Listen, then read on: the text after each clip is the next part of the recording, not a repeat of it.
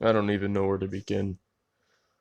So, back in 2019, I built a computer that had MSI GTX 1080. Yeah, it was the Duke. I bought it on Facebook for like $350 on sale. So, it's a pretty good buy. And this was during a time when I was in serious like counseling and just got a job. I started working from computer repair shop to McDonald's. I made it to actually getting a real paycheck because I wasn't getting paid. So as July and later hit, right after December of 2019, no, 2018, the year of 2019 was beginning. Right after December, I think it was August. I'm bad with months. I'm fucking stupid. What comes after that? I'm just fucking not. January. Fucking hell. Right after January. Also letting you know this is going to be a long talk, so settle in. January. Working at McDonald's. I I didn't buy the card yet. I wasn't even thinking about that. I was just like, fuck, I'm done.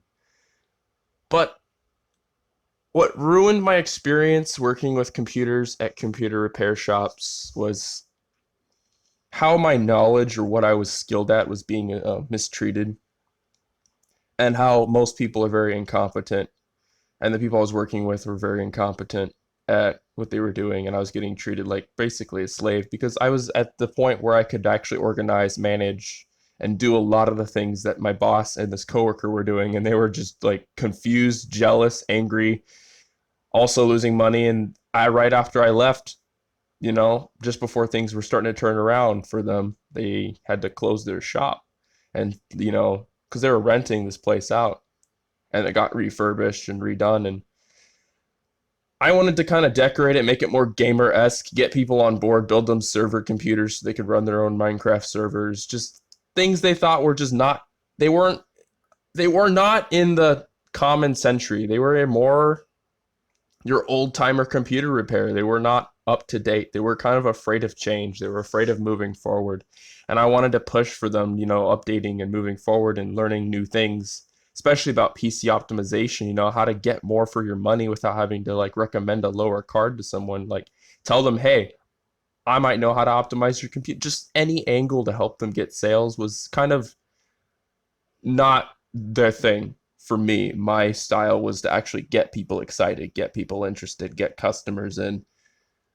And that they didn't like that, but they had to realize that I knew what I was doing in some areas.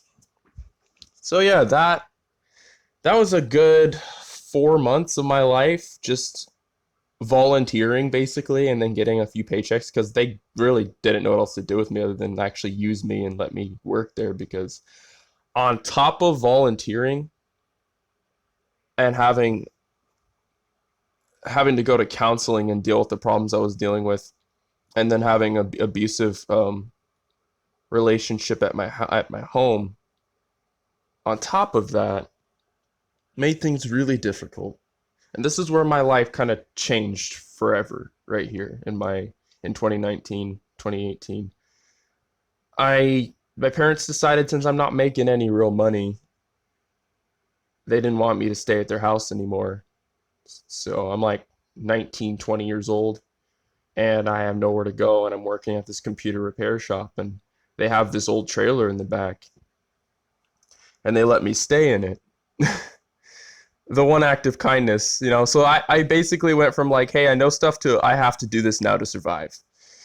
And it was cold, and I had food stamps, and I had to survive that way. And power would go out randomly. You'd have to go out in the middle of the night so you didn't freeze, and you had to run the heaters, and then the power bill would go extremely high so that they couldn't afford they were already barely being able to pay the rent, and then the power bill went up crazy. So a lot of pressure and blame was on me. A lot, all of the sudden, was on me.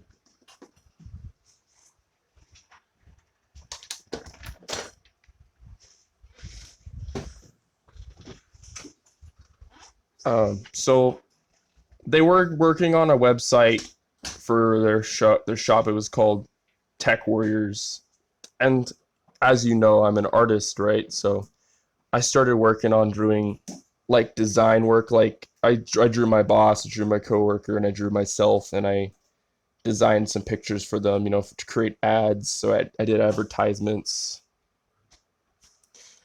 But the good takeaway from it was just that personal experience between people and customer support kind of stuff. Like I was doing like phone calls and things like that. I made a lot of mistakes. Like I repaired this one guy's computer and I did everything he asked me to do, but then I lost some of his email contacts. But he was using a really outdated email, and I wasn't sure why he didn't mention that before because I was asking him questions like, "Is there anything specific you need?" And he said no, and I said okay, and then later he's like, "I need my emails back," and I was like, "Crap."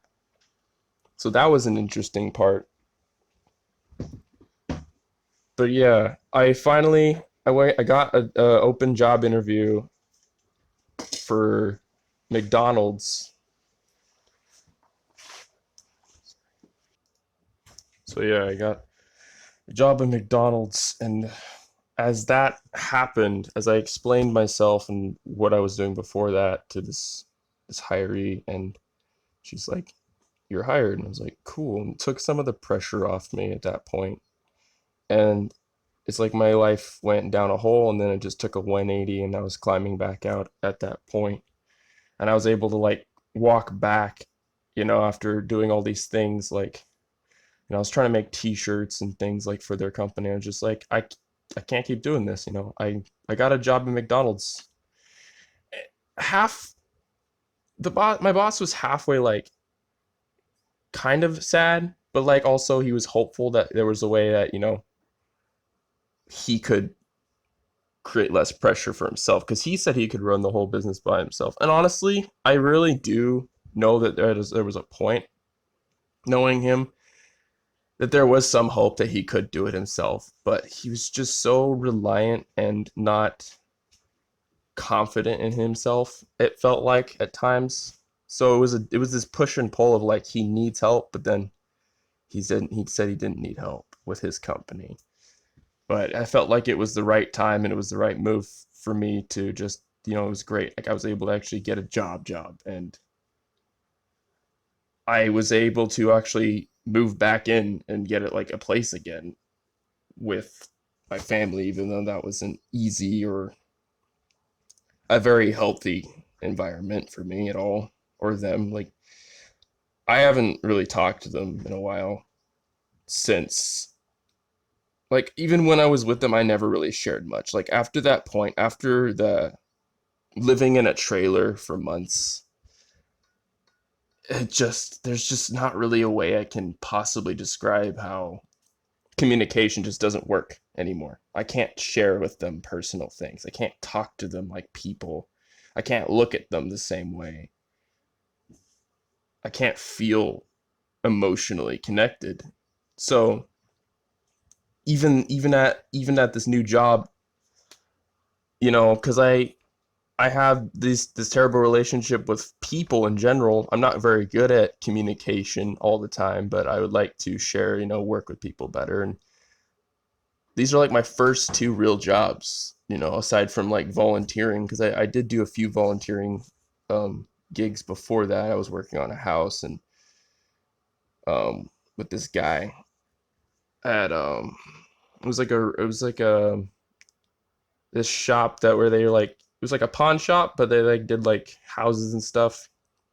It was like this volunteer thing, but yeah, sidetrack.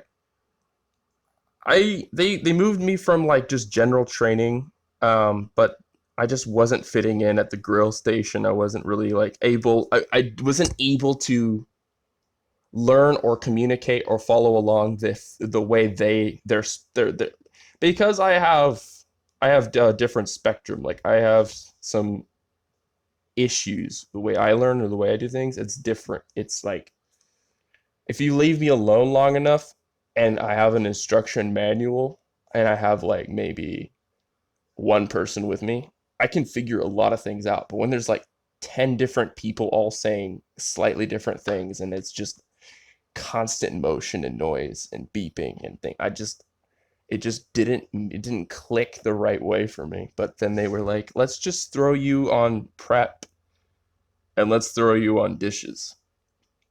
And I was like, yes, let's go. Like I was still enthusiastic. I was like, let's go. Even getting up to go to this job was like a process. But as soon as I came to work and I was doing this, I was just actually okay. Because one, I didn't have to be at home. Two, I was making friends. You know what I mean? But then I saw this ad. This was like in the first month of working there, first couple months, for a graphics card that I've been looking for. And I was in the back of my mind just kind of going, do I want to be an artist still, or do I want to keep just working at McDonald's? Or it wasn't just, is this a graphics card? It's like, is this gonna give me like some joy in my life? Is this gonna give me some opportunity like I had before? I lost a lot because I left that job. It didn't land easy. I didn't just leave. The whole push and pull thing with my boss, that I don't need you, but I need you thing, they kept trying to work me, even though I was like, I'm leaving. I'm going to go work at McDonald's now. And they got pissed off and just like threw my shit, caused this mess. And my coworker created a bunch of rumors about me, and it didn't end well. It was just like, they were like, well, fuck you, basically. And I was like, why? Why can't we just leave at peace? And that's a whole different story. Like I'll probably have to talk about that. I'm trying to say like it wasn't healthy and it was pretty abusive. I wasn't being paid and it was a not safe environment for anyone. I was literally doing the job of like three people every day. So it was a great break, an opportunity to learn and do dishes for I think it was 7 months. Almost, yeah, it was 7 months. And then July 2019, I had to leave because things were getting weird at McDonald's, actually. But like I said, first month in, I buy this graphics card, and I'm like kind of suspicious. I'm like, hey, show me if this card works. And the guy shows it to me, and he's like, thank God it works. And I'm like, yes, awesome. Like I'm just like, do I really want to throw down my money, my hard-earned money, because it's taken a lot to get money in my life? And does money even mean anything at this point? Or does like I'm in this mode of what is important? You know what I mean? So it wasn't even about money at that point. I was just like, I'm gonna buy it. I bought it. This beautiful card had triple fans, and then that was the first real PC component after I've been saving and looking at products on Amazon, dreaming. I was already building like computers at this shop using the random parts that they had in the back that I had to organize every single part and label it and put it where it needed to go. And I was able to basically navigate and build any computer for them or clean any computer and put things away in a very clean, proper manner. So this was like no brainer. Like, yeah, of course I'm gonna, have this card. I was just so excited. And again, I was going to counseling and I was so excited to show my counselor what I got. I was like, yeah, this card, this 1080 can play pretty much any game. That was my bread and butter at that point. Cause I don't have friends. I don't my family's not super into this stuff. Eh, Telling it to anyone at work was just like, yeah, that's pretty cool, I guess. But to me, it was like everything because I didn't have that. I didn't have this stuff for myself. I was on like a lended computer or something else. But this video is not about whether your computer is everything in your life. It's just like where is your life going and what is your passion? It's not about playing video games or how powerful or expensive your system is. It's about sharing with others. It's about, you know, the greater relationship you can build. Because you have something that can play games at 4K, right? That's cool and all. It's cool and all, but what else are you gonna do with this? And that's the thing I was talking about just a minute ago, how optimization, computer optimization was this thing I was super excited to share with people and to get customers and to get people, like what can I sell you that you actually want, not just what does it like. I don't want to be a robot.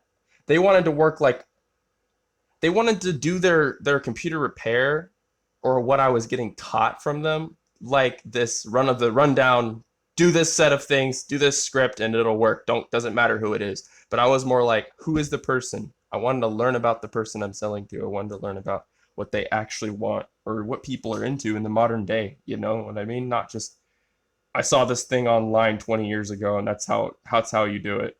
Like, come on. People want to know how to learn secrets and learn things that are kind of like quote unquote impossible.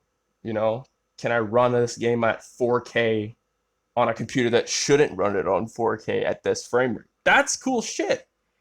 And then you can actually like make their day and like save them money, and not just that, but make them feel like you care about them in a way, because you don't want them to have to you don't want to cheat them. And I was getting taught to cheat people basically, and I didn't want this. I didn't feel good. It didn't feel right. That's just more on the sidetrack of my previous volunteer job. Like I said, I get this card and I'm just enveloped in this process of, okay, now CPU, now the motherboard, and I got I can't remember the names right now. It's been so like I've been off and just doing other things, and it's just kind of like remembering it all and recalling it all. It was a 370. I'll show the parts. I'll show the parts. It was a 370 motherboard. I think you know what I mean. MSI, no, Gigabyte. And then I had to debate whether I wanted a K or an i5. What made the decision was the fact that an 8400 8th gen i5 could handle pretty much anything, and it had 6 cores and it could run at 4 gigahertz, occasionally 3.8 gigahertz. So it had a 4 gigahertz boost when I did my optimizations. Of course, I've learned a lot in the past few years since then.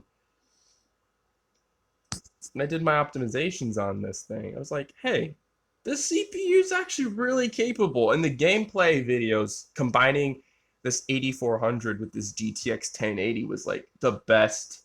Okay, what's my best performance for what I'm gonna be paying for? And then I was going in the back going, I know all these tricks. I remember learning all these things when I had to survive to get a computer running and playing games. You know what I mean? So it was like, also I had a few cards donated to me by my uncle because I was getting into this stuff too. They didn't run perfectly, but though they were my first lended graphics cards. They're not up to snuff for modern gaming. Like these two cards combined in SLI equal to a GTX 1050 alone. So yeah, they're not very powerful. But it was just this nice gift and this beautiful thing also to have. People kind of don't understand, just because it has two fans on it and it does a thing. Sometimes they're not gonna run it, but it doesn't matter. It's a beautiful gift. It's beautiful. It's sentimental. It means they support me. So there was that tiny tiny little nod, like, hey, my uncle's into this. He's been building computers since the beginning era. You know what I mean? Old, old, old. You know, he learned basically ones and zeros, like how to program and how to optimize computers that are just like running on like Windows 98, basically. Not what we have now. People don't know what we have now. No, we have now Windows 10 with has so many secret regedit tweaks and optimizations you can do. It's not perfect for gaming by any means. I say Windows 7 is a more developed and mature platform for gaming. But yeah, i5 8400 with a GTX 1080. If you can get your hands on those on sale even now, or a 1070. That's basically like a perfect combination of, will this about bottleneck my CPU and GPU? Barely bottlenecking it. If you overclock the 1080, yeah, you'll get a little bit of a bottleneck, but I mean, it's still fine. It's like 5%. It's still fine. And that's why I loved about it. And I had gotten a Corsair Carbide Spec Omega. So it was like this black and red theme, black graphics card, black and red glowing motherboard. And I had a power supply that was well above what it needed. It was a 800-watt Corsair power supply. So this thing came up to like $1,800. It was ridiculous, but for the what it was punching up higher than what it was like what I actually was worth. Like maybe it's actually more like 1,750 ish, but I could have sold it for higher, like 2,500, because of just the value. And I did get things on sale. I got things on sale. I saved about $200, waiting around getting things that were kind of like, I got a refurbished power supply. That's why I was like, if I'm gonna get a refurbished power supply, I should get a decent one at least. So that's what I did. I was kind of planning like, okay, I can upgrade the CPU and GPU. So I have this computer and I'm working at McDonald's. I'm like, it took months. I was like paycheck after paycheck, and I was like just in the zone, basically, like going to work. I was like, money, money, money, computer. But then as I share this to people, it was interesting because they were like, well, I have a RX 580, and I was like, hey, that's cool. And there's other guys like, I got a gaming computer and I know how to do all these crazy tweaks. And I was like, that's pretty cool. People started opening up to me about it, that they liked it. They like building computers and then they like gaming. And they also were like, why don't you just upsell, like if you buy these parts on sale and stuff like that. Very interesting conversations I've had with my coworkers at the time. So yeah, it was pretty great. And but things didn't turn. This was just before I finished it. I was getting the parts, and then I like finally came around to finishing this thing. And it wasn't the fact that it could run games at 4K and it could do over 60 frames per second, no problem. I could basically play anything on this thing because of what I've done to it, optimizing it. It wasn't that. It was just the fact that I was kind of like, what is this worth anymore? It's not worth much to me because I just wasn't happy. I wasn't happy with how my life was, where it was going. I wasn't happy that I didn't have a real relationship with someone, like a special someone. And that was a problem. And then this, my ex-girlfriend from like high school, randomly was like, hey. And I was like, hey. And it was like a long distance thing but we did FaceTime and it felt like she was right in front of me. And I remembered, all the times that we knew each other back in high school. Like I made a bunch of mistakes in that relationship, but she still was like, I forgive you. Like, I don't even know why she did forgive me. She didn't need to. But the thing was, like, as soon as that came around, the computer was just on the side. Like, that didn't matter. Nothing else mattered. She mattered. You know what I mean? Like, I wanted to now work hard and be there for her. So my priorities were more like that. It was this is now more about relationships. Now that this stuff is coming into play and I'm getting older and more mature, these things matter to me much deeper. And I remember people also telling me like, "Oh, that computer is your baby." No, it's not. It's not. It's not. None of thing is. Like I would have sold my Steam account. I don't fucking need it at this point.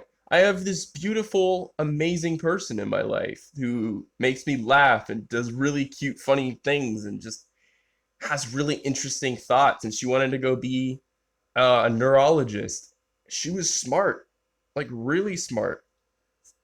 She knew how to farm and do things like that. Like she knew how to get dirty, and she was a down to earth, deep thinker, and that was super important. She really affected my life in a very impactful way.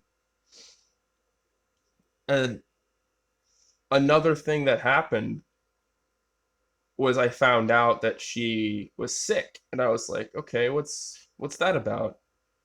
She says she had to go to the hospital, and what's weird though was even back in high school, this is kind of spooky. Was I had a premonition about her dying. So I'm just gonna say that. Like I had a weird premonition and I was worried and I was like always like just constantly just like, is Laura okay? Is she okay? And she was fine at the time. Like everything was fine. I just kind of knew something was coming. And then years later, she's sick. She's got to go to the hospital. She can't eat food. She can't drink like too much water. She's got like her like something's wrong. And like over time she got skinnier and skinnier and I just didn't. I was also on this time out during this time I was on pills like trying to like maintain my mental state. So I'm still living with my family. I'm still going to counseling and I'm taking pills to maintain myself and that didn't work out at all. My job was just grinding me at that point. I went from just kind of doing like this and that to becoming closing. I was started doing like all of the dishes for them because I actually loved that part of the job was just sitting there and just here, look at all these dishes. Here, 2 hours later, they're all done. 2 to 3 hours. Yeah, they're all done. And that was fun. And that's when a few other people came into my life. Someone close to me, Sherry, and someone's also really close to me now, Sam. They would come back there and motivate me and talk to me about their life and the people that they lost, because there was a lot of loss. And then there was just this mysterious character and it was Sam. And Sam was like, here's how you do this thing and just rough around the edges and genuinely just let's get this shit done. Kind, hardworking, respectful, respectable. And that was the kind of friend I needed because when I was going through this grieving, this my girlfriend's sick, I would actually kind of think about these people that were in my life going, what would they do? What would Sam do? What would Sherry do? People I respected, people that I was able to look up to in a way. They were kind of guiding me to being a better person, being a better adult, especially for self-respect reasons, because I just wasn't respecting myself enough. And I think that buying a computer at this time was also a part of not respecting yourself enough because you should wait. You should wait till you have money saved and you should be spending it on things you need, like possibly clothing, because I needed clothing. I needed to save money if I wanted to go to college for stuff. I really wanted to just take care of my life for once. But this grind was something we all shared. It was something we all had in common. Was just we weren't able to get there, but we wanted to. And that was kind of the trio was Sherry, me, and Sam. And she also had like her family working there too. Sherry did. And that was pretty cool. Like I got to know a lot of these people and just become their friends and basically family at this point. And even as I'm working at McDonald's, my family wouldn't help me out because I didn't have a car. I wasn't able. It was very good. It was a good walk. It wasn't like the longest walk ever. It was a good walk. If I wanted to walk to work, I had to plan ahead. But the fact they would actually like wait till like 20 minutes before I had to go to work and tell me, "Yeah, I'm just mad at you today. I don't want to drive you to work today." Just cut. It was like a dumb thing. Like, "Oh, you had an attitude today. I don't want to take you to work. Go figure it out." This is legit how they talk to me. Just go figure it out. I don't fucking care. They didn't emotionally understand me or what I've even been through. So the pain and the confusion of trying to tell them any of this that was just completely out of the window. That's gone. I can't tell them what's going on. I can't tell them, what I'm inspired by or who's inspiring me or what I need to do, why I'm doing this. Why I'm upset right now, why I'm passionately like, what the fuck? You know what I mean? That was negated so that I wasn't able to find that footing. And I had to just call random coworkers and be like, hey, and a couple people that would drive me to work and back were Sam and Sherry and my boss and her boyfriend and the boss of like all of McDonald's in that location even drove me to work when we were snowed in. We got snowed in for a few weeks, and it's funny how we're actually looking at a snowy part of the game right now and I'm talking about snowed in. That is a beautiful segue. But yeah, we were snowed in and I was just it was thick. It was inches all over town. And I stayed at this motel and I paid like an ungodly amount of money, like $200 for like a night. It was like ridiculous just to stay there. And then I lost stuff. Like I actually did buy some socks. I bought some things I needed just so I can make it through. And they would call me in like super early and I worked like 12-hour shifts, 13-hour shifts, 14 hours. It just stacked up because like they needed coworkers and they needed them to stay and they couldn't fill in all these people were like, I can't get to work. Honestly, I know some of them could have gotten to work, but they didn't want to. Like I didn't blame them. I really didn't. And I knew I was young and I was allowing some more. These were veterans. They were been working there for years. I was allowing them to be able to kind of take a little break. That's pretty great, you know. And I also remember Sam was like, "Fuck this shit," getting home and just all that stuff. And she was still, should say, non-binary, is a respectful statement. Sam is like a guy, but like not, and just very very nice.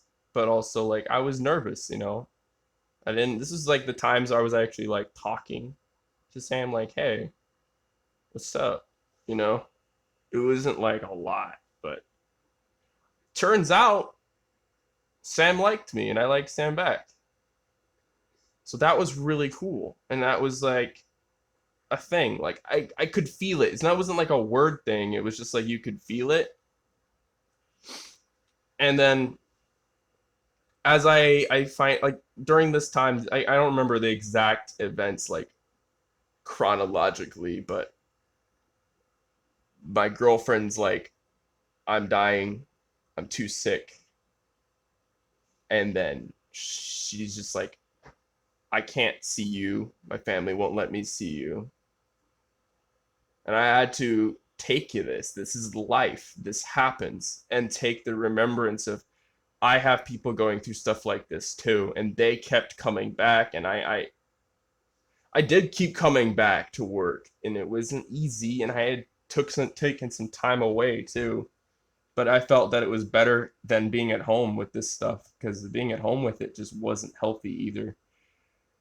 I was able to actually deal with and grieve the proper way. And yeah, I took it out on the dishes.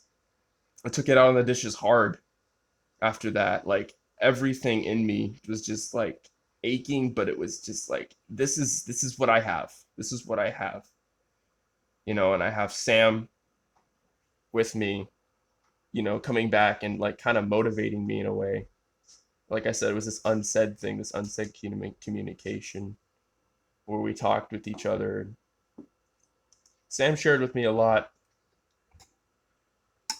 about her life, and it was just like her parents weren't proud of her for anything,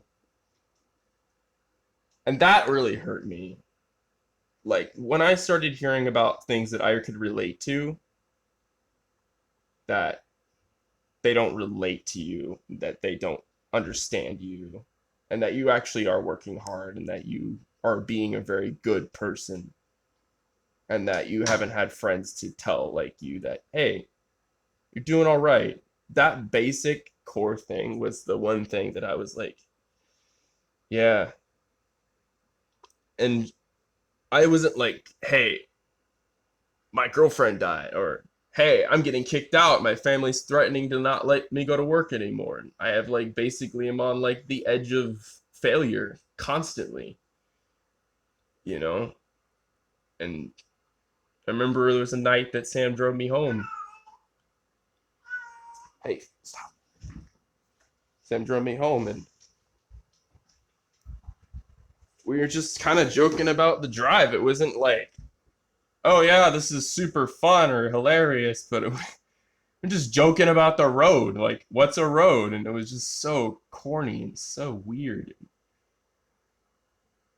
It was just this nervousness, this laughter, and this interestingness about Sam that was like provoking and thoughtful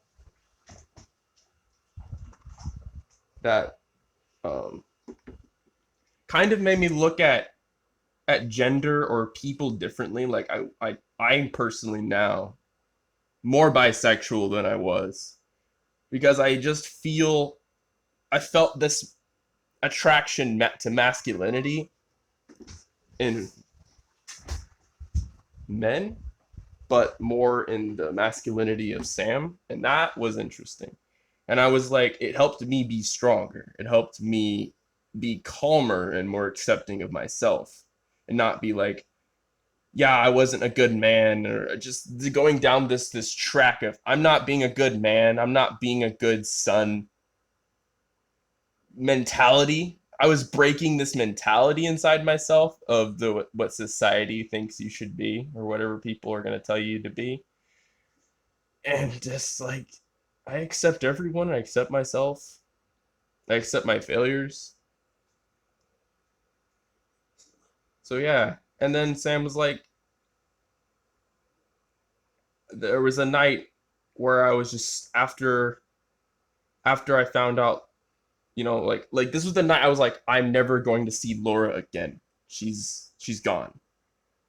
She's gone. Her death, everything in my life. Like I was in a good state. I was balancing between like change, like ultimate change and just ultimate destruction of myself. And I was like, I'm gonna kill myself. I can't. I told Sam, I messaged randomly, I was like, I can't deal with this shit. And she was like, you wanna go for a drive?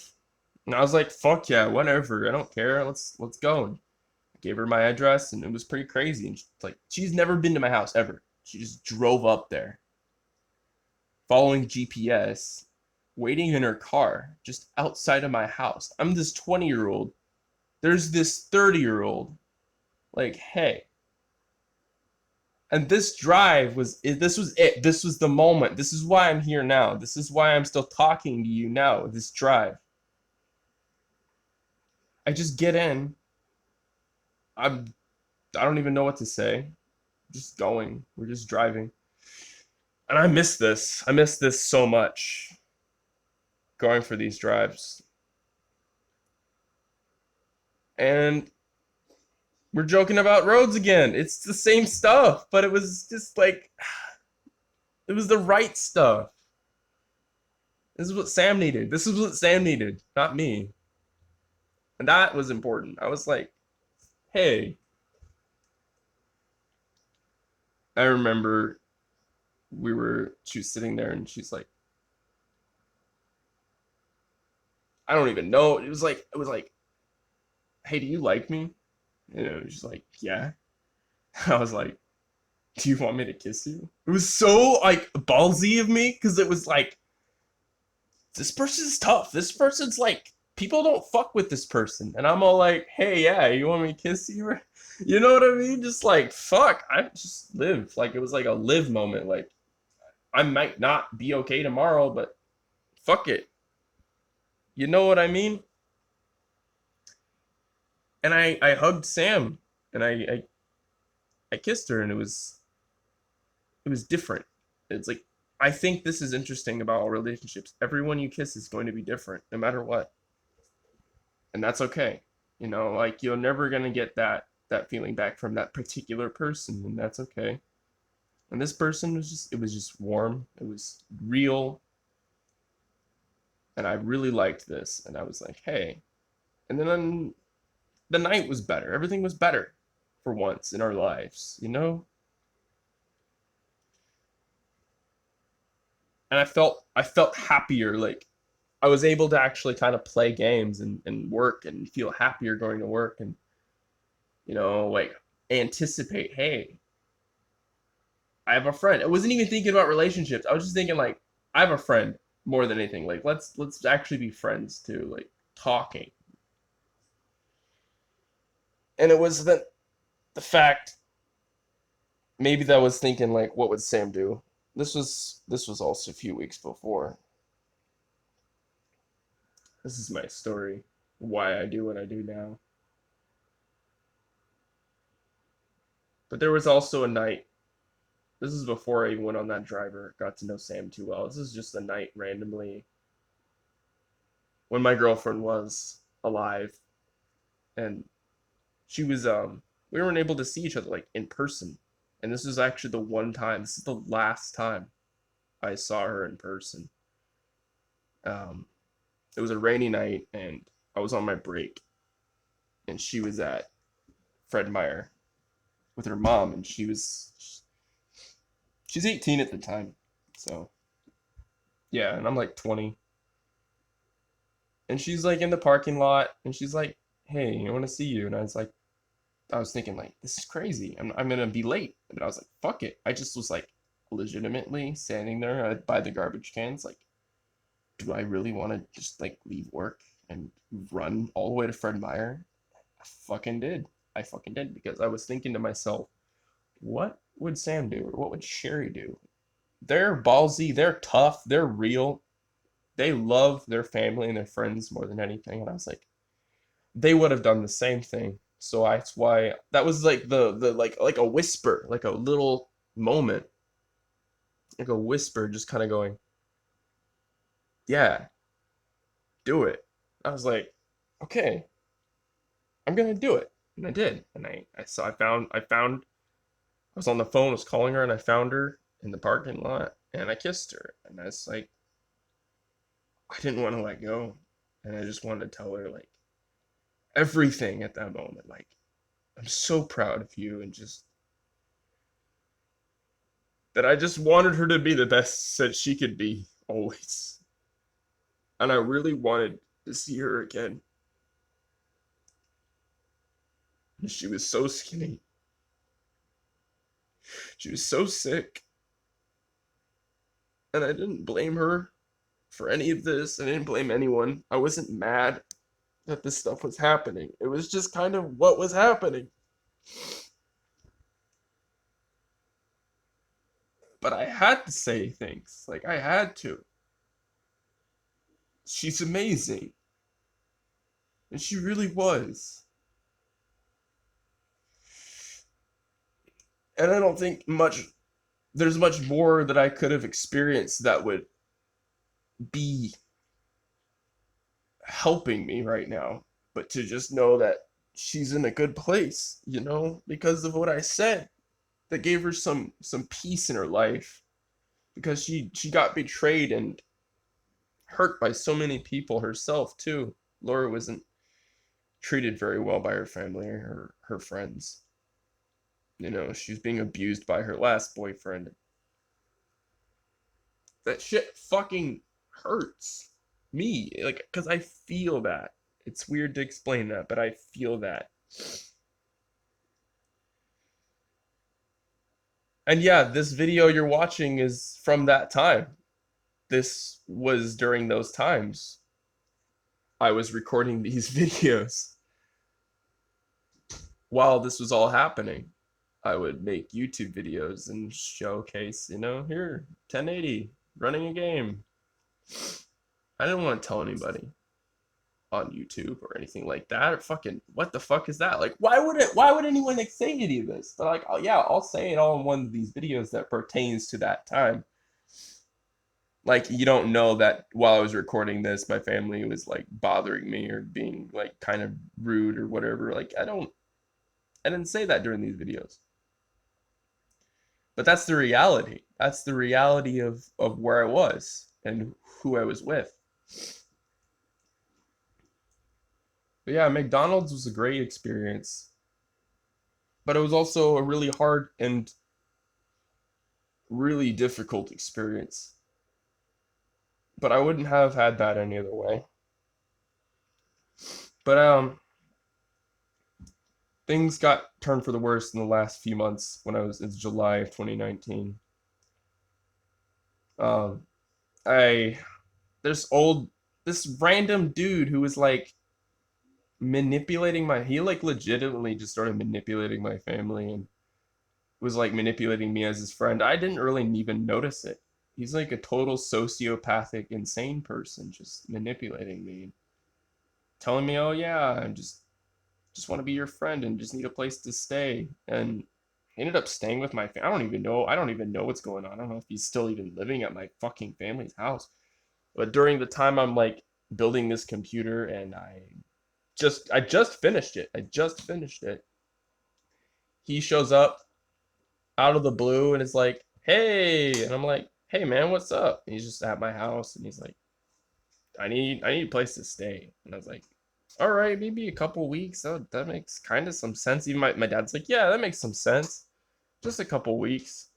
No, he's been there for like over a year. Just didn't have a job or anything, and I had no room. So my brother and his new his wife, they now have a child, but they took the one bedroom, and my sister had her one bedroom, and then I have the living room.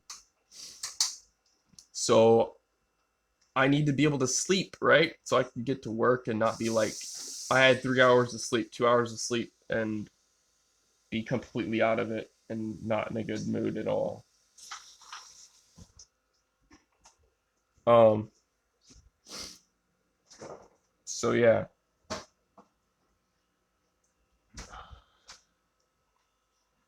while I was staying there, I felt like he was taking over my space. Like it was like kind of like I have to say like the last straw of like personal space, and I don't even have a lot of like this is my space because I had to share a room with my brother constantly, and there wasn't a lot of times in my life that was like I have my own little space. But this this was kind of my space. This computer, this was my thing. I would go away into that, go into learning about this stuff. So that was my space. But he was just so involved and talked and just he would not sleep. Like he basically stayed up all night and he was just like, "I don't sleep." Like just to give you a picture, he's just like basically like a man 5-year old who's like on his phone on Discord all night playing Yu-Gi-Oh. Yeah, playing Yu-Gi-Oh while I have to clean the house and other people gotta clean and we gotta do shit and get money and pay bills and grow up. He didn't want to grow up and he wanted to actually live at my house and use me and make excuses all day. And I had enough. I snapped. I was like, "Fuck you, dude. How fucking dare you?" There was a day I was so mad. I was just like, "How dare you be here and do this to me? Take my space." And he just didn't emotionally respond. And he was actually, no, what he did was he got angry and blamed me and blamed everyone else instead of taking responsibility and was like, "I hate you. Don't fuck with me." I'm like, "Bro, I'm not as upset about this now. I've actually dealt with these emotions in a healthy way now." But just god fucking damn it. Why? And again, this is during the time I'm making these videos. He's in the background in my life right now, even during this one. He's in there. I'm gonna drink some tea.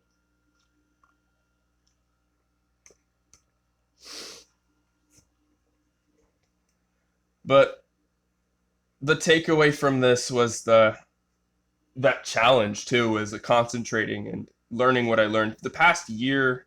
That past year, I learned so much because I had more writing on it. Like, if I'm gonna be making videos and I'm gonna be balancing a job and doing all these things that I still want to have a job. Like, things are complicated now because of where I'm at mentally. I don't have the resources I did at that particular time, or it's just not the same thing. The location I'm in now, it's harder to get to a job.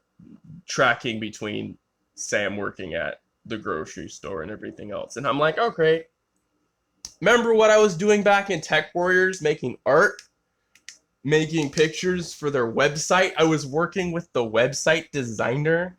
They even said they didn't give me, they were lying after I left that job, saying they didn't allow me, they didn't give me the rights to do any of the things I did, make the art I did, that I cheated them and I lied to them. They said that. They said those things. So, one, they stabbed me in the back and used me and then shat on my grave after I left. Something like that. But I was like, I'm not gonna let any of this define me. Because one, I love these two things. And now that I do these two things still, it's like a staple of, hey, I didn't lose. I didn't let it defeat me. I can still draw. I can still make art. I can still work with computers. I'm basically like your nerd king. I'm like a nerd ultra. Like, if I could keep coming back after these things and sharing it with people and going, hey, I love this. I know I'm good at this stuff. I know I love this stuff. I don't care what you say. If you hate it, you hate it. Like, I'm at that point in my life. I'm a mentally stable towards drawing and computers that if you hate it, you hate it. Big deal. Go home and cry. All right, cool. That's how I am. I'm a soldier towards it. This is my battleground. This is my battlefield. This is what I'm fighting. I'm fighting to be something, fighting to help. Because the thing with my drawing, since I've been doing that, it helped my sister. I would, teach her to draw, and I remember working with her, and that was really great. And just kind of just doing like little side gigs and things like that, but it was never about money. I loved video games for that. I loved the three-dimensional aspect and shading, and that they now play hand in hand. Graphics, games, and what I draw, how I think about design, they play hand in hand because you kind of have to. You kind of have to look at things and blend them together if you want to do all of these different things in your life. You have to kind of adopt and cross the streams. Like they say, don't cross the streams in Ghostbusters. In this case, you do.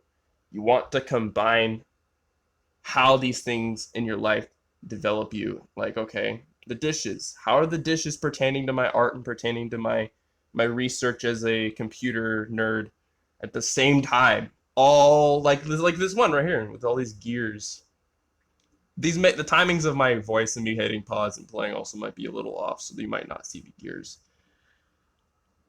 Jeez, but yeah, just you gotta kind of be kung fu. Like, I know tiger, I know mantis. You know that statement, that beautiful statement in like all of kung fu, where they're like, I know all these different styles, but they're like, but can you blend them? Can you adapt? Can you learn in a different way by using the different styles? Drunken fist and more hard, stiff style. Like, they're very important things to kind of do anywhere. You gotta kind of become water, become hard, become stiff, unmovable, or just become very movable at certain times when people don't expect it or they need you to, you know, do a certain thing, or you need yourself. Because I have my mental disorders span from like oppositional defiant, borderline personality, ADHD. I'm on the spectrum, and I could have had autism, but I didn't. That's what they told me. It's like it's so bad that like I have a lot of things that are so similar to autism that I could have had full on autism, but I don't. So ADHD out the fucking butthole, and then pills didn't work for me. My body rejects them. They just doesn't. As soon as that shit fucks with my brain or my body, it just goes, nope, this is not working. And my body actually would go, you're not gonna eat. Every time anything I took to help my body calm down would make my body not eat and make me very sick and emotionally just I didn't understand what the fuck was going on anytime I took pills. So that wasn't fun at all. I don't know how far along we are in this video. Oh, we got time. We're only 50 minutes in. We got time. Story time with Arkian. Fun shit, right? Um, so many people that I miss right now. Just thinking about any of this. I miss my sister. I miss I miss the conversations we had. We would go on walks and we'd talk about all sorts of weird shit. Cause like she was really young. She's like 12, and I'm like, I gotta be a good brother. I gotta be a good host. Like she's like, you're more than my brother. You're like my dad. You're like everything. Cause my older brother, I have an older brother. You know, it wasn't. I don't know. I don't want to say too much about him right now. But I just know that I had to fill in this void. You know, this place of support. You know, understanding, growth for this person, for my sister. So that was really great. I really don't regret that, and it helped me grow as a person because at first I didn't want to be the brother. I didn't want to be any of these things, you know. Like I said, I have oppositional defiant. I'm hyper aware of things that people want me to be. I have this actual hyper awareness towards it of someone's intentions or what they want. And I can go, no, I don't fucking want what you want. And I'll get really just kind of nasty or resistant, and I will find any way to get it how I want it. It's a very forced, difficult disorder. It's very difficult. I'm difficult to work with. I'm difficult to communicate with. I'm difficult. I know that. You know, and I learn a different way. I learn with more like colors and, like I said, artistically than mathematically or, you know, a list, something you read in a book. I just got to do it with my body, and I got to do it with, you know, process. Also, my brain, the two hemispheres in my brain don't build the synaptic connections. Like they don't just click into existence as quickly as other people's when they're learning new names or things. That's why I struggle with names and what time of day or month we're in, or what even is time. Basically, it just is missing. It just kind of goes. You learned a thing, and it throws it out the window. It just out in the ear, out the other, and then it only selects and keeps the ones that are in the intentions of what I want. And what's funny is as my intentions change in my life, I suddenly am able to learn the things like how I said I was more into relationships and I was more into just this stuff's important to me now. Then other things, the learning aspect, learning curve of getting a job and working at a job became easier to learn for my brain.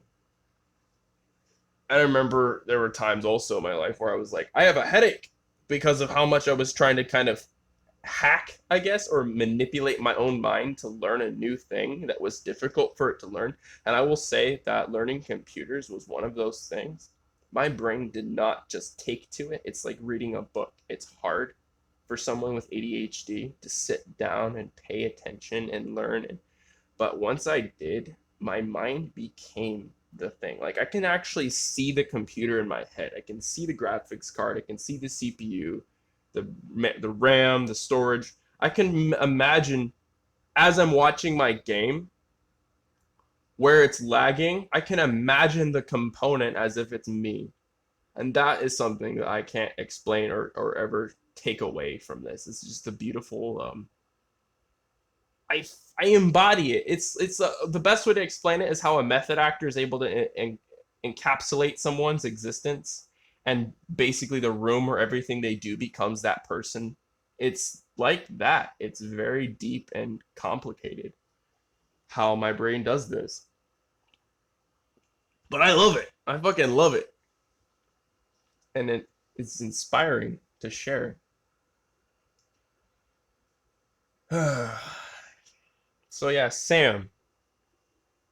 I'm still working at McDonald's, and Sam's like, "Hey, I know that you're struggling with a place. Do you want to just come like hang out? We're seeing each other. Like I'm just kind of coming over, but I start telling Sam more about what I'm going through and the difficult situation where I don't have my own space. I don't have, you know, I just don't.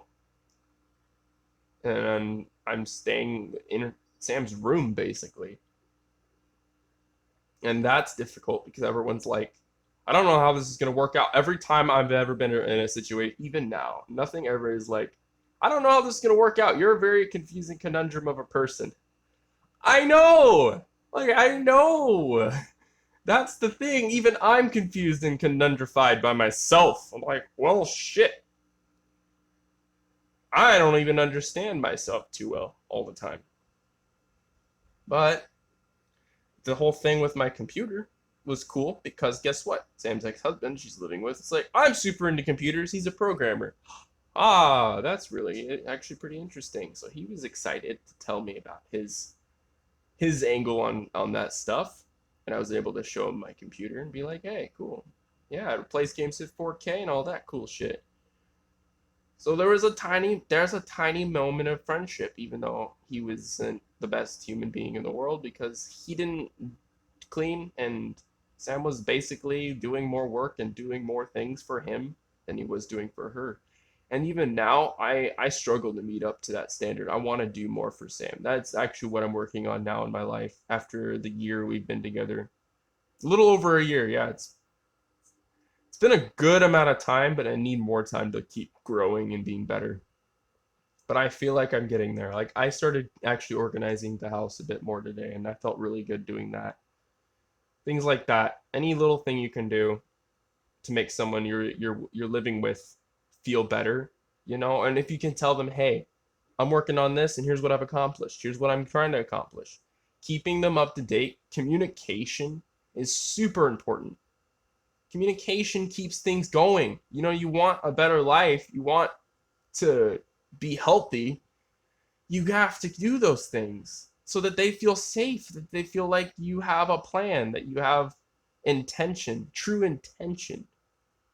This is so far beyond. Like, this is an upload, a re-upload of old videos, so I might as well just kind of talk about the importance of things, importance of life itself, really. But yeah, I'm now in Sam's room and I'm not at my parents' place. I'm kind of going back and forth, like getting my stuff, and just slowly that transition of, yeah, I'm not coming back started setting in. But this is not the end. This is not the end of me not living with my family. Things kind of went up and down around in all sorts of directions before I even got to living in the beach, basically. I live at the ocean, you know, and Sam just went out for a run just now at the ocean itself, the edge of the world. And I fucking love that this is where I'm at now because one, I was willing to let go of things.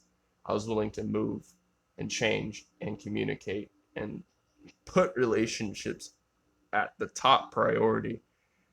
You have to do that. You have to work hard. You have to be a good friend. And you have to say, hey, shit's fucked. Shit's real fucked.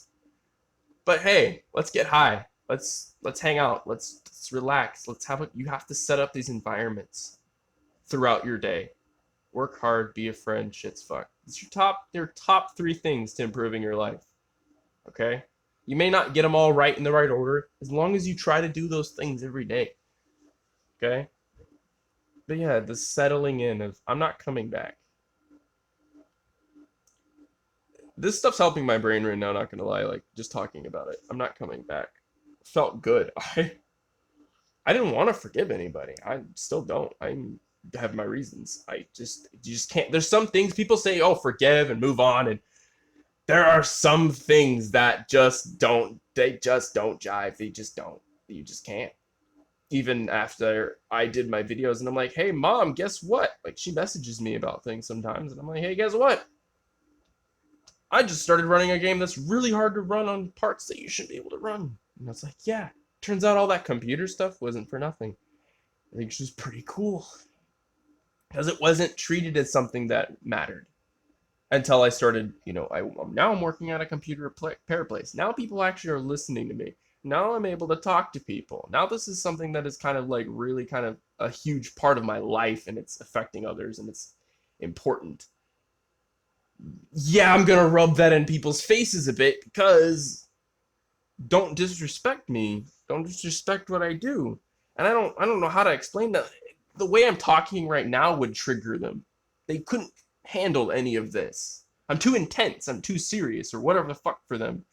So that was difficult. That's why I had to leave. It wasn't that, it was just the fact that anytime I tried to move forward, try to do anything, it just was like, yeah, okay. It just didn't feel good. I didn't feel loved.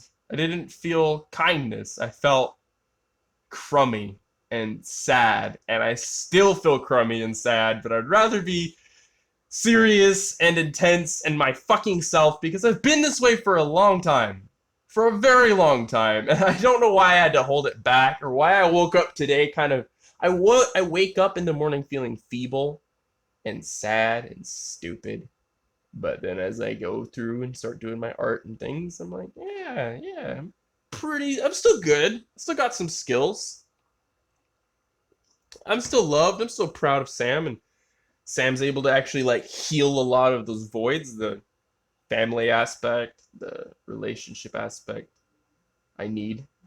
The void is being filled. So yeah. Then as months went by, I'm trying to work at McDonald's, but it's just not working because it's just not working. I had literally no choice but to just like basically leave and just get food stamps back, just to be able to get food again. I had to kind of take a huge leap backwards, and now I'm trying to take a leap forwards. Like that's how my life goes. You can't just keep going forward. You're gonna crash. You have to go back to what you knew before, and then you gotta move forward again. Because your mind it's about your mind. It's about how it can process things, and sometimes it just can't process things. Sometimes you need to recall. But I don't even remember. This was a very confusing time because it was stressful. It was living with someone new and learning about myself and learning about Sam. And we were just kind of like, oh shit. And then we were like, well, yeah, we wanted this. This is where things kind of got fucked again. Things always kind of got fucked. They would be fine. And then you would hang out with someone who seems and then you find out they're not so great. Because we were like, hey, we really want to try to leave.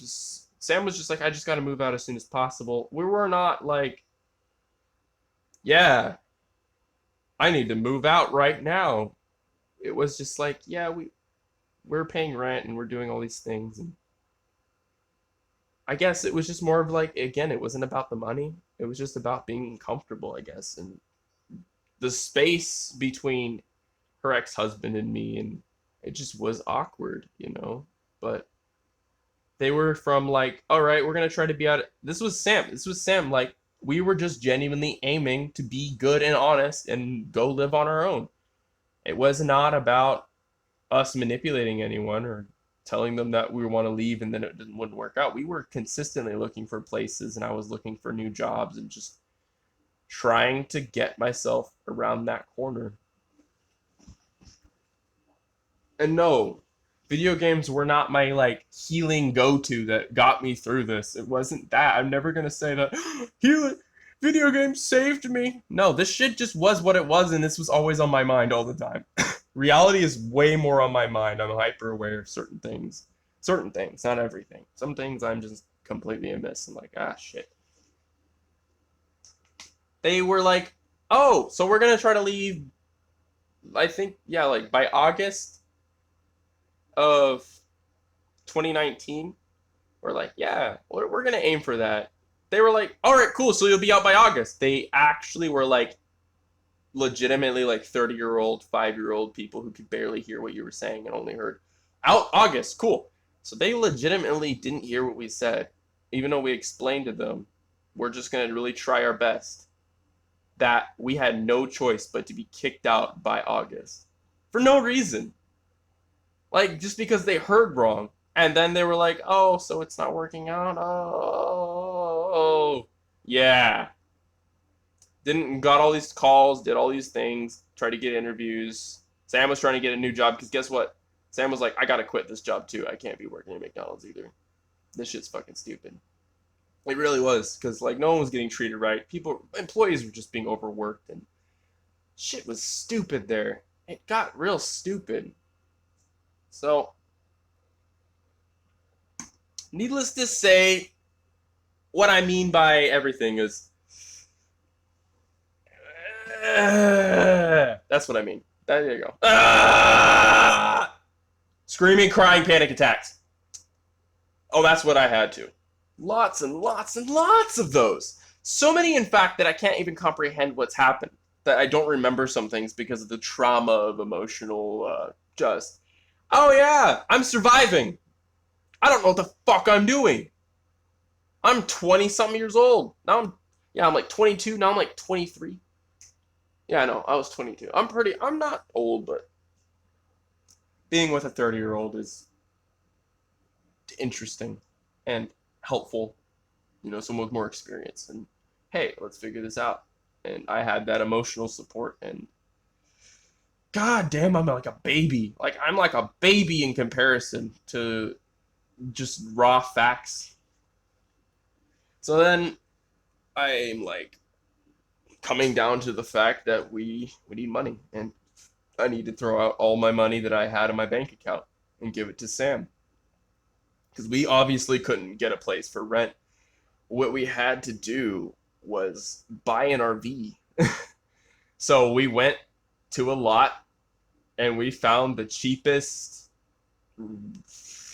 get her done looking fucking redneck RV you could possibly get. It had the dad from Duck Dynasty on the freaking carpet saying like work hard, sleep hard. It was so redneck you couldn't believe it. You know what I mean? The engine was run down. This thing came out in the fucking 1980s. And I sold my computer. I was like, we need all the money.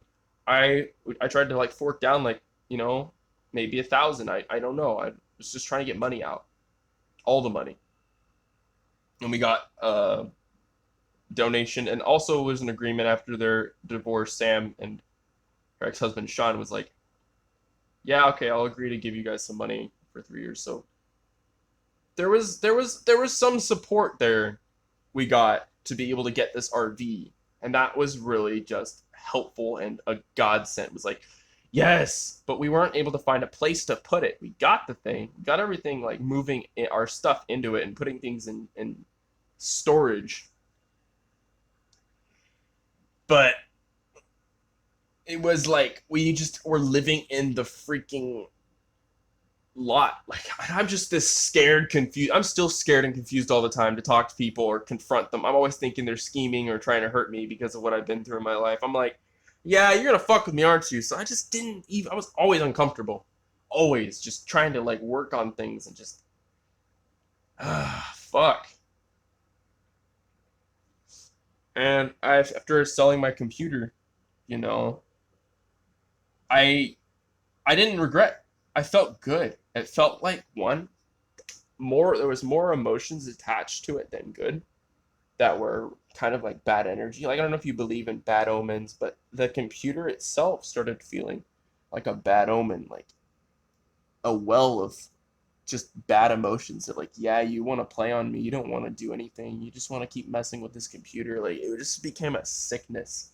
It's like the ring from Lord of the Rings. And I was like, yeah, I don't regret this, because one, I knew.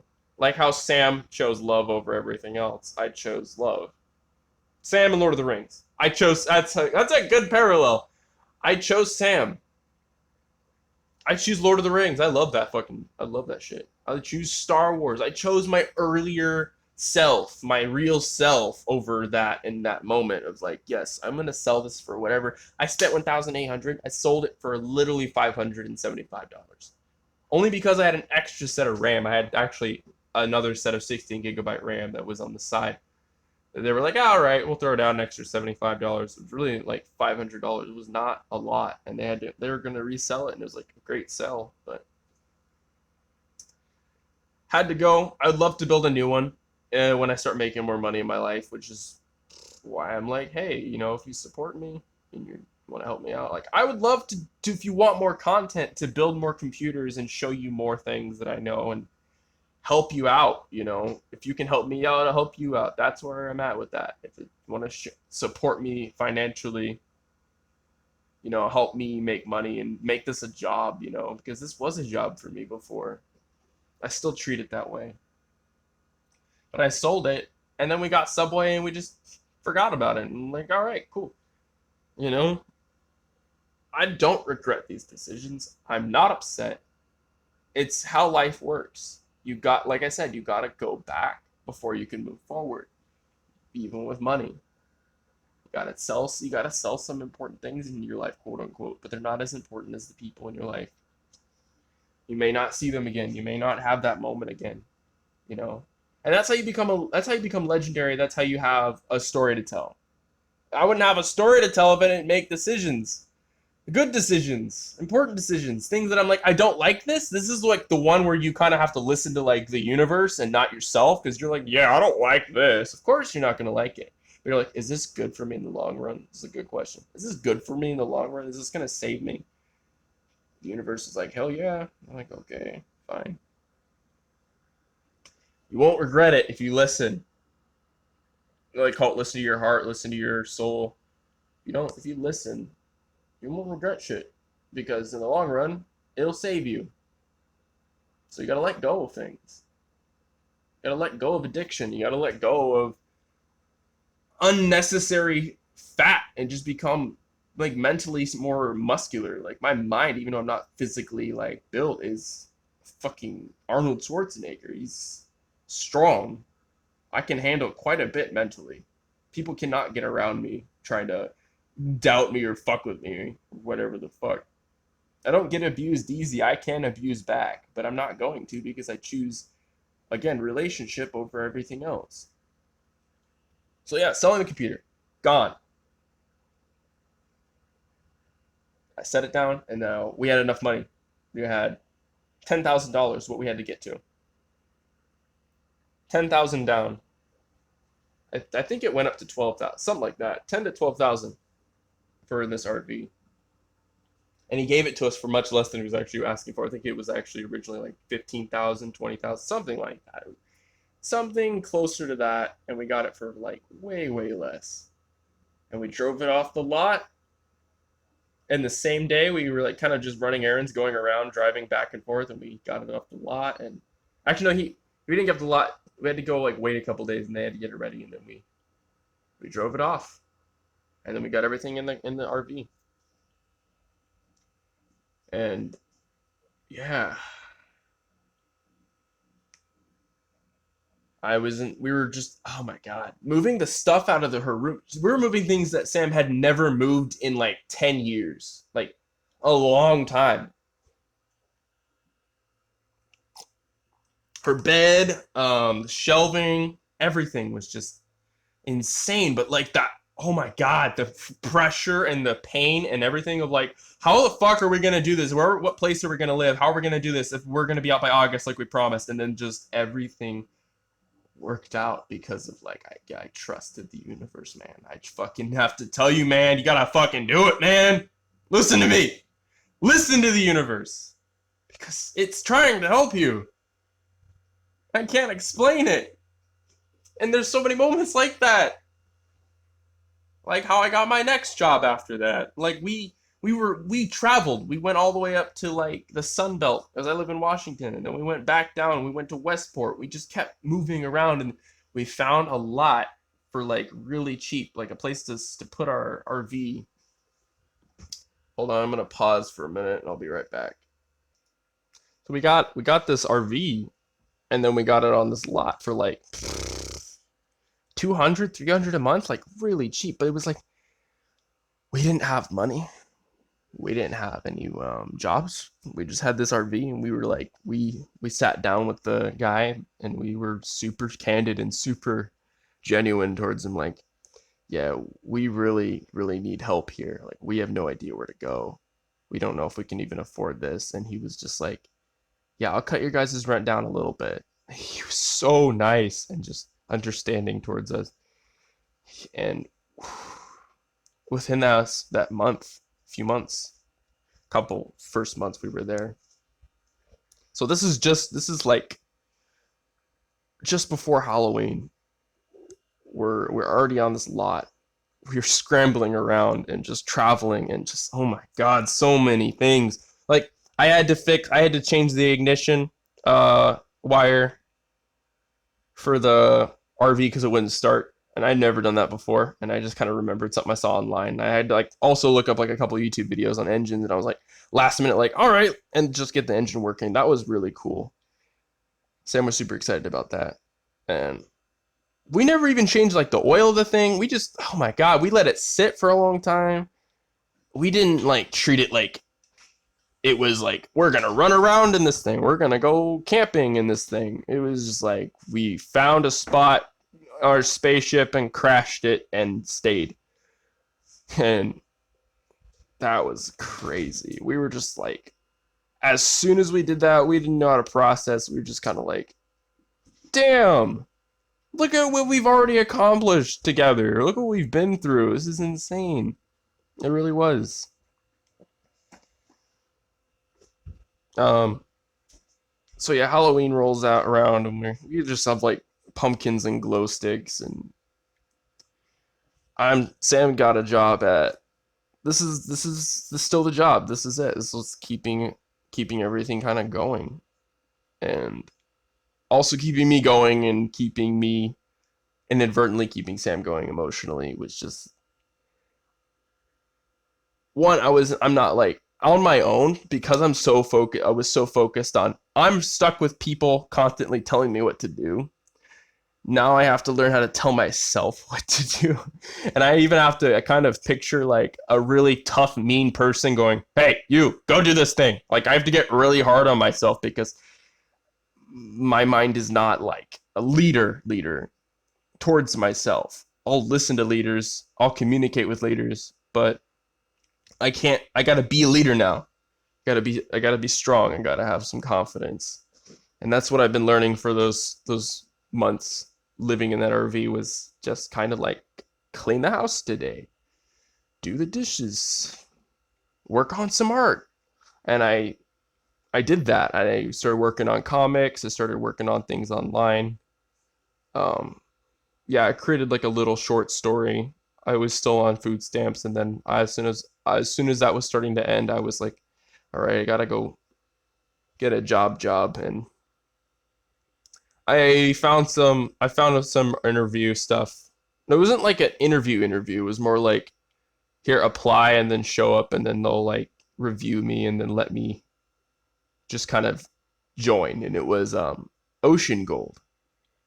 So I worked at this place. It wasn't very long, but it was a good amount of time, it felt like, but it was hard work, and it was like 14-hour shifts. It was long. You get suited up in an apron and some gloves, and you gut fish. You go along the lines, and you're out in the cold, rain. It's stinky, it's gross. There's juices everywhere. There's people like yelling, and there's constant factory noises, but there were some really interesting, cool people I met there too. But yeah, this was my new job for the time. And I would ride my bike, and I would get in my boots, and sometimes I'd be back really like late but early in the morning, and I would see Sam just before Sam went to work, and it was kind of just like a tiny like, here, I get to see you, and then I had to leave, and then I get to see you, and then I have to leave. Some nights my body just couldn't take it, like, because I'm not as physically, I became more physically, like this increased my testosterone a bit, but it's so demanding because they thought, hey, you're tall. This is how they think. You're tall. I'm gonna put you on some heavy lifting job that that's gonna break your body, basically. Like my back was fucked. My body was being torn up because I was like, I can't just lift like this. I'd rather go be working the lines, and they would just kind of not care and go, oh, go over there. You're tall, go do this thing. Oh God, I did get benefits though. Like there were some things I got like free boots and stuff like that, but like that, a lot of employees just couldn't handle it. There's all these new employees that got hired, just like mass hiring, and they couldn't take it. They had to leave. So that was something. And I think I was actually one of the last to leave. Like leave. I left right when someone else been working there a few months before me, and he's just been grinding it out every day. And he left at the same time as I did, pretty much, because it was just like the season was ending, and they were just basically just making us do all these crazy things that like literally all the people that were already like been there can do last minute. There was just not enough work, and when they would hire us, it was just I left at the time that it made sense, not during when they really needed people.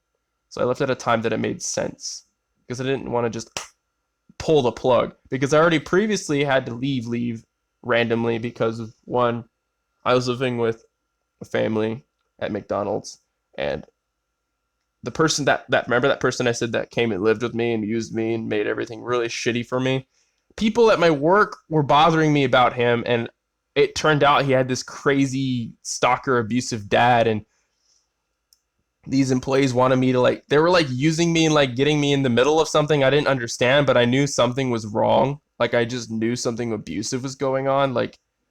And yeah, they wouldn't stop bothering me, and he started getting upset at me at home, and I was just like, oh, right, this is really fucked. And that, like I said, the whole listening to the universe, just trusting your gut, told me, you need to leave this job, and you need to get the fuck out of there.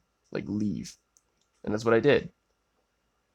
But I didn't want to do that same exact thing.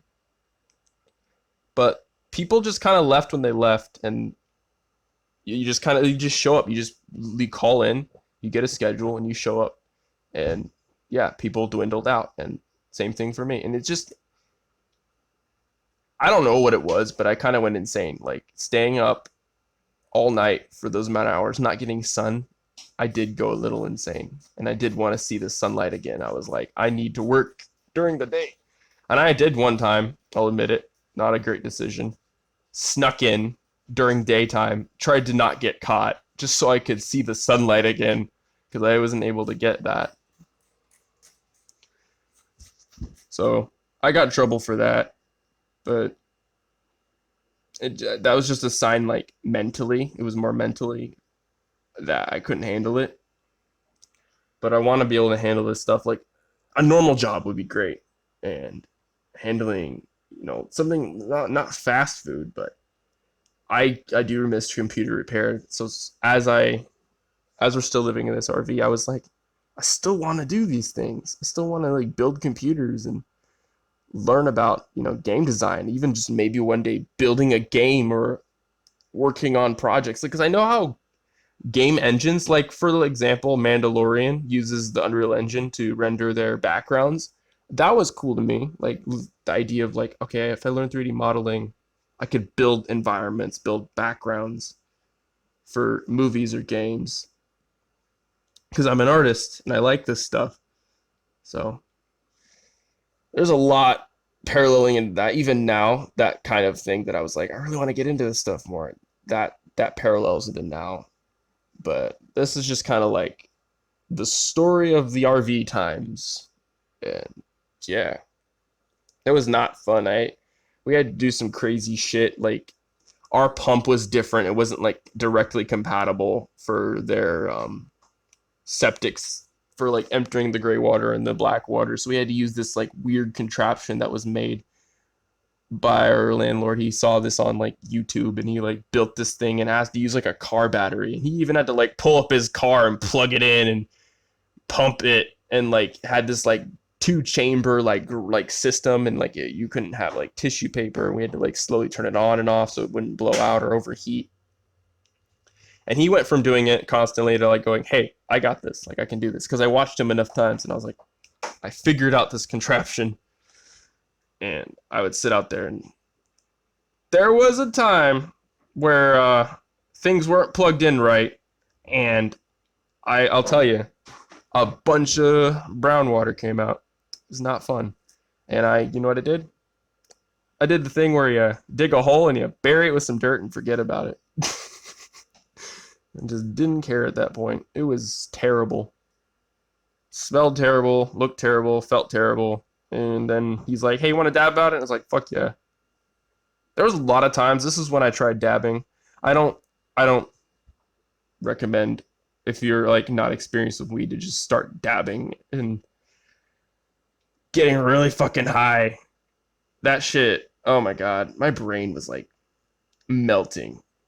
There was moments where I just had like a panic attack while getting that high, and I felt like I was gonna die. Like my brain and my body was just like, you're gonna die now.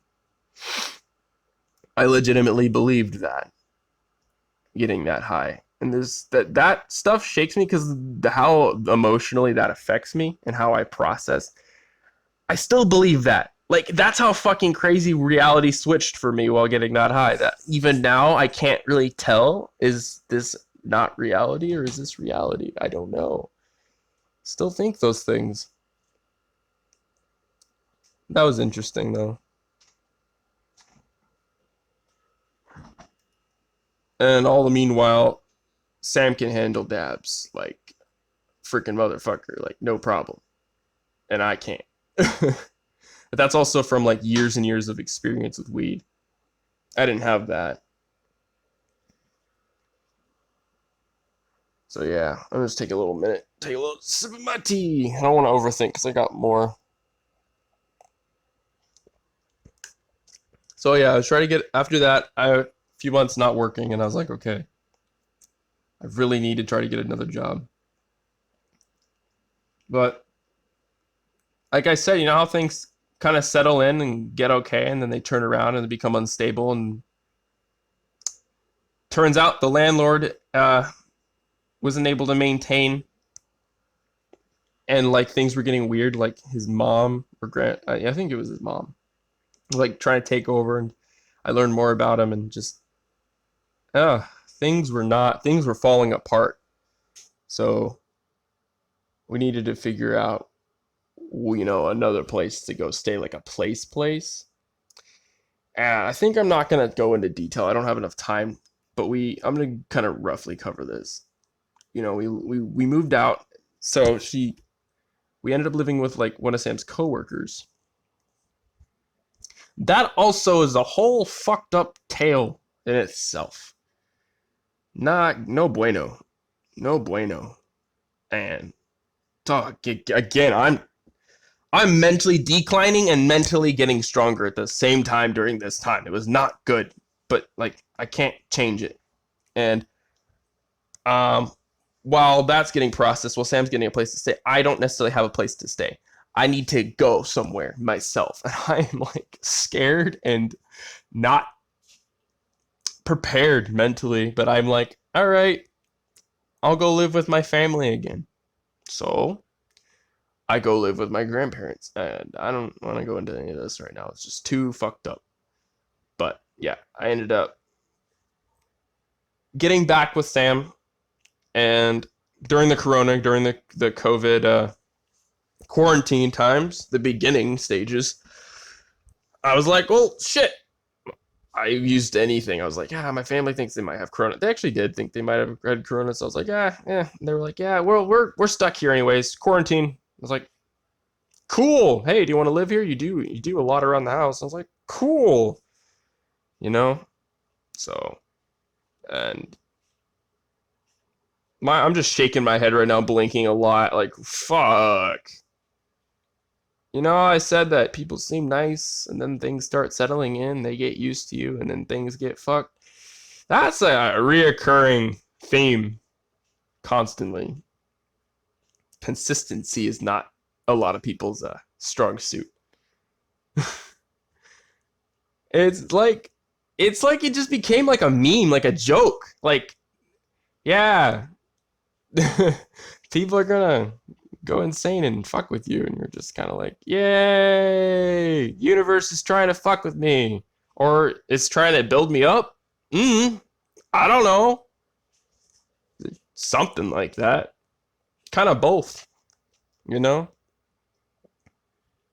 But also, I remember I was working on a Lego Millennium Falcon, which I still need to finish. So those months, and then things got real abusive and difficult and scary, like genuinely terrifying. And then I'm like, Sam, the universe finally spoke, because I remember listening, and it said, things are going to work out. Things are going to work out. I was like, how? Even I was like, how? But I was like, I had to tell Sam that with confidence that you got this. So Sam got an interview for a place, and I was staying with Sherry because I got kicked out for really stupid reasons, like the dumbest reasons you could possibly ever get kicked out for. So, yeah. But that was an interesting little moment in my life. I was able to, like, again, live and learn about new people, and it was actually pretty wonderful. Um, I still miss them. Like, I miss them a lot. And just haven't talked in a while, but they healed me. Like, they were so kind and funny and crazy, and we watched so many movies together. And I remember my friend I made, who came and lived with at the last place I was, and we got to know each other. He was the one who wanted me to build the Lego Millennium Falcon, and I was like, hey, you need to, work on your art. I was trying to inspire him, and he was trying to inspire me.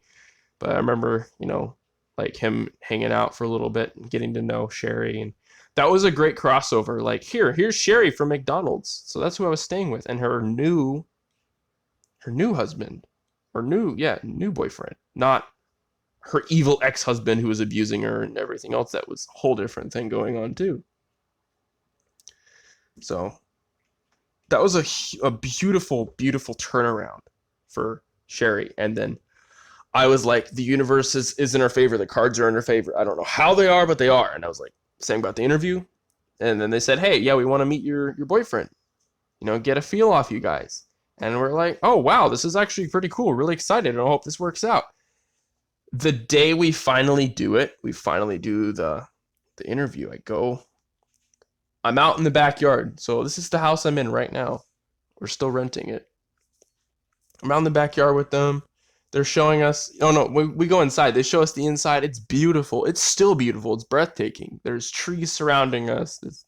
The way the light comes in the house, the cupboards, the bathroom, everything is just well made. It's not a huge house. It's pretty small, but it's perfect. It's perfect. It's like the cutest house you could ever see, ever. It's like Stardew Valley. You know the house you get in Stardew Valley? It's like that house. It's cute, small, perfect. And I'm just like in awe, like, wow, you guys are really cool, and just more in awe of the actual house than even in the interview or anything like that. I'm just listening to them, holding on every word they say, and being genuine as I can be. Like, yeah, I work on computers, and I'm an artist, and I do all these things. And they were like, yeah, we really want to give this house to you guys. The other people that came in we just didn't like their feel, and we're like, wow. And the fact that they believed in me and believed in myself made me believe in me more, because, like, wow, I really actually have a good impact, and I'm good at interviews. Also, this was after I tried to get a job at the same place Sam was working for Freight Crew, but they said that they wanted to hire me, but then they never gave back to me, or they never actually tried to hire me. Like, they said they were going to. I did the interview. They called me back, and then they just forgot about me. So I don't know. I really don't. But then I also, like, I got a lot of things I got to work on. Like, I really do have a lot I need to work on personally, because I didn't have enough time to really think or grow up in my life. It's just been constantly on my toes, on the move, be ahead of everyone else, think of the right smart thing to say. I didn't have time to just think. I'm still learning how to breathe, read books, think, just breathing. I don't breathe enough. Like I said in a video that I sometimes just hold my breath randomly and forget how to breathe. Sometimes I do that because of how much anxiety I feel. I have multiple anxiety disorders, social disorders. They're just constantly, I gotta kind of work around them, like physical obstacles. I gotta kind of work around them. But yeah, during this time, there's a laptop though. So the videos you're seeing now of the GTX 1050 and the Cyberpunk, this laptop is this gaming laptop Sam had. And it's just like, yeah, you can game on it. And I was like, awesome, thank you. I was really appreciative because I was like, that itch never leaves. It just doesn't, especially if you're a PC power user and you just fucking love this shit. Oh my god, that itch never leaves, but you just want to be respectful. And I went in and just learned this computer itself and learned how to optimize even more on the laptop side and was like, wow, this thing's so more. I actually was like, this is really cool playing on this thing. I actually think this is a better experience. It's about your monitor display. It's about the refresh rate and stuff like that. You know, the laptop itself is just a tighter, more compact. The parts communicate in a little bit more streamlined way. Especially the Dell laptops, they're very durable. I was living in the RV. I put new thermal paste in, put it all back together, cleaned it up, made it really nice. It runs so much faster now. I probably should change the thermal paste soon. I need to breathe for a second. But yeah, I really hope that you enjoy the 4K showcase and my random story time. But yeah, they gave us this house and I've been staying here and I've been slowly but surely just kind of recuperating. Every time we moved, I kind of fell down. I do that. I just kind of have to relearn myself again because I think what happens to me is I become the house or I become my surroundings. Remember how I said, like, just a minute ago, how I said that I can imagine the computer, or I can imagine the 3D world in my head. The 3D world in the reality becomes that for me everywhere. So, how I walk outside, what kind of tea I'm drinking, every little thing is like becomes this hyper aware, weird little, this is my brain. This house I'm in, if it's not clean or if it is clean, it changes how I think. And I don't always kind of like, it's like your brain just letting it do what it does. It's like if you don't clean it, you're just letting it do something that's not good for it. But if you clean it, it's a little bit of a difficult. It's all mental now. It just becomes less and less of a physical thing, and it's just like I'm mentally moving some major building blocks of my psyche. And just like optimizing your computer, it's the same process. Like, I just overclocked my screen. We have an identity issue towards things in our life, but if you can separate them and still go, okay, I have an identity issue towards this online social media or this thing that I'm doing like on a computer or the computer itself or something you're really invested in. You got to know that that's not you and that you're you and you're actually way more powerful and intelligent than you realize. You know, especially if you have an identity issue towards things, if you can recognize that, you become even more intelligent and powerful. But yeah, as optimizations go, they make me feel like I'm optimizing my life and I'm optimizing love. It's love because I'm not even about. It's not about what computer you have. It's not about what you have. It's about what you're doing. It's about what your intentions are, communication, the people you want in your life, the people who are rejecting you and pushing you away. You kind of get rejected a lot and pushed away in life.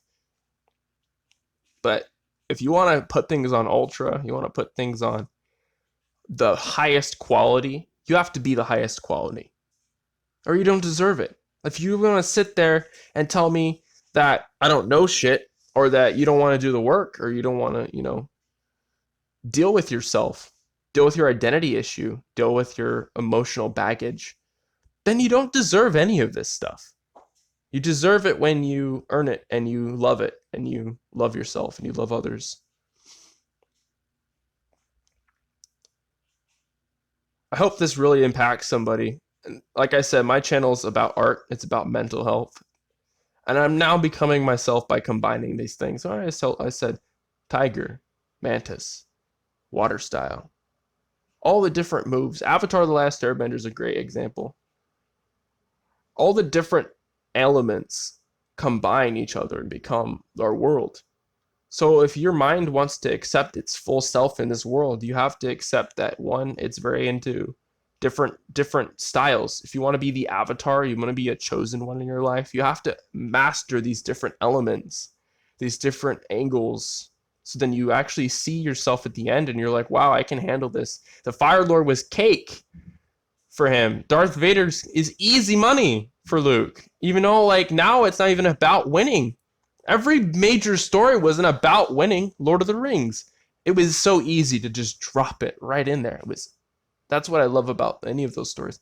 It was now about the mind. Any good person who creates art understands this one thing: the fundamental testing of oneself in the moment where, what's this worth to me? What's my love worth? Is this worth saving my home? Am I willing to let this go? It's not about the physical anymore. It's about spiritual. But I love going in and out. Like, early on, computers were not a spiritual experience at all. But now I'm starting to see that there's God in everything. There's a God in everything. And I'm seeing it differently now. I would just go away. I would shut everything off emotionally, spiritually. It was just about numbers. It was about stats. It was about, all right, here's what performance I'm getting now. Here's the benchmark I'm running now. I don't care about the benchmark anymore. I don't. Fuck it.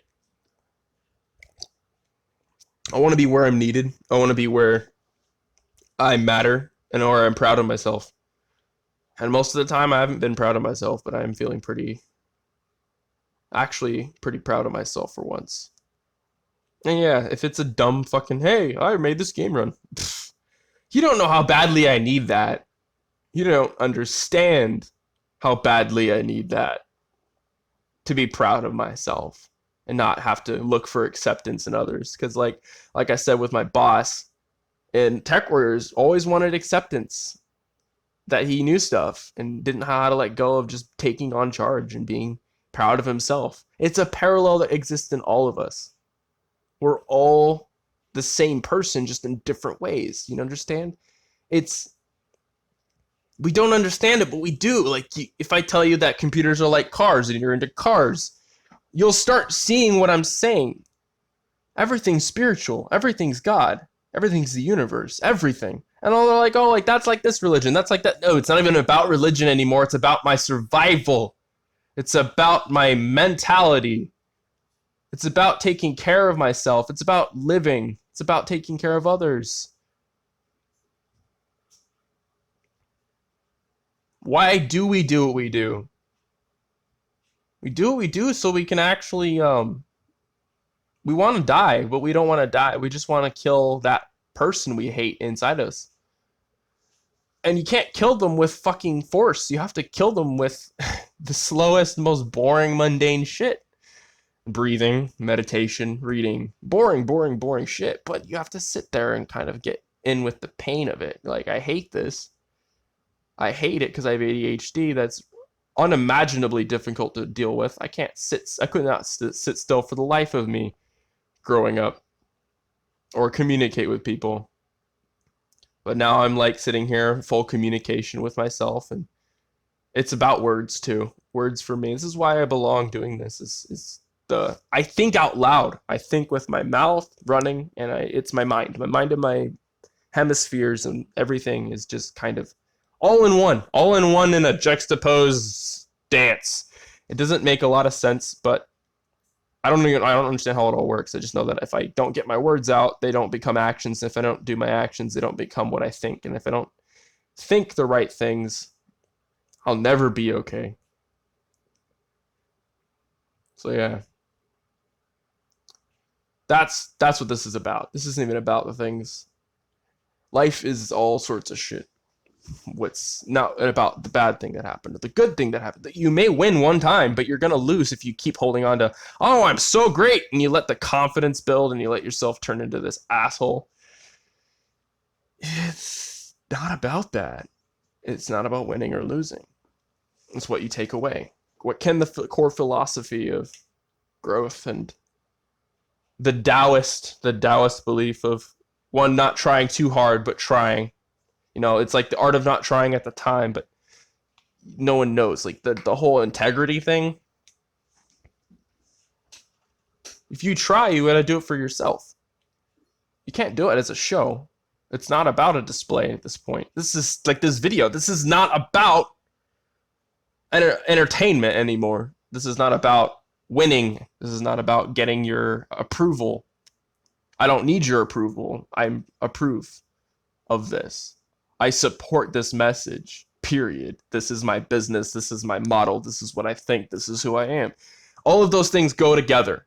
You cannot be successful without tying in things, connecting the dots. People think it's crazy, like seeing those people like putting different dots together, tying the strings together. Your mind is that. If you don't go that far in life, you don't go down the rabbit hole, you're not gonna fucking get there. You gotta go crazy. You gotta be a little insane towards some things. Because you won't connect the dots. You won't see your true potential. The full, here's point A, point B, point C. All the different points, you gotta go from here to here to here to here. Because you're gonna do one success and then one loss and then you're done because you have no idea what the next one is. Because you're like, oh, point C, fuck. I didn't plan that. You gotta have these little things like, well, if this doesn't work, okay, cool. You have to take your loss. It's not the fucking end of the world. You're not gonna like cry out your eyeballs over, I didn't get this job, or it's just, it happens. It happens, and you gotta just make another decision. Take it. That's what I got. That's what I got. We got a lot more to go over, I guess, in this video, but I'm gonna pause real quick. Actually, I want to wrap up. I just feel like 2 hours is enough time. It's a long talk, but yeah, if you need to go outside, go outside. Go get some sun. I'm gonna probably do that today. I need to take my own words and follow my advice. Go get some sunlight. You know, go build a computer that you want to build, but you got to go further than that. It's more than that. Go build the computer you want, though. Go build that car you want to build. Work for the whole thing. Learn about the whole thing. Learn about yourself.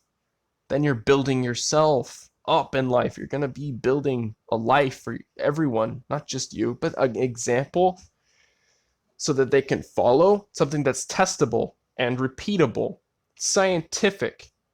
It's like Kung Fu. It applies to everything. All right.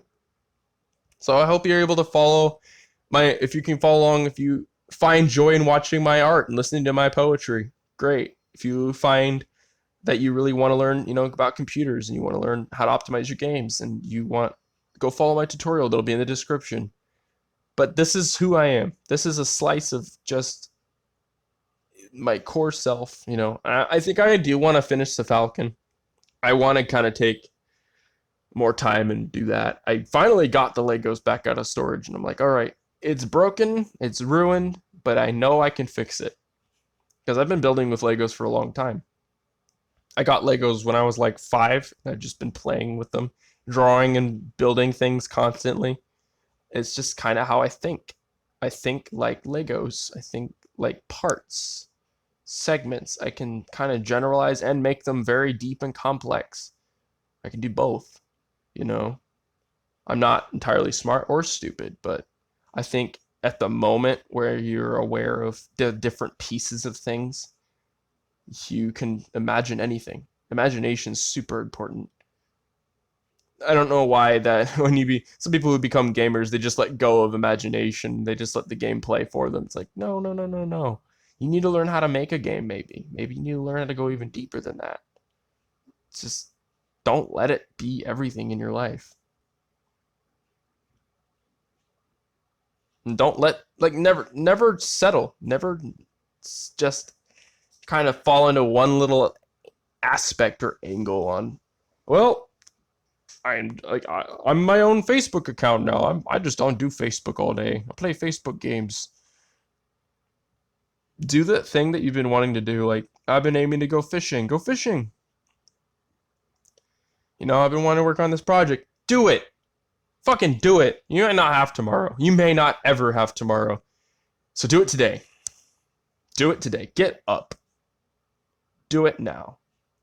You're gonna feel what I feel. You're gonna know what I'm talking about, and you're gonna be like, damn, I really don't regret living. Finally, just doing what you should be doing. I don't know what anyone's on. I don't know what the fucking shit they're smoking. Just, this is the standard. This is how things are. I don't know why anyone's not talking like this. This shit is it. Like, spiritualism, getting things done. This is how shit works. This is how shit works. Take it from me, from experience. This is how shit really works. For mental health, or, you know, you want to finally get past something or grow, that's how that works mentally. I don't necessarily work with as many physical things, but I work with my mind and I work with minds. And I care about helping and working with others. So yeah, that's all I gotta say. See ya.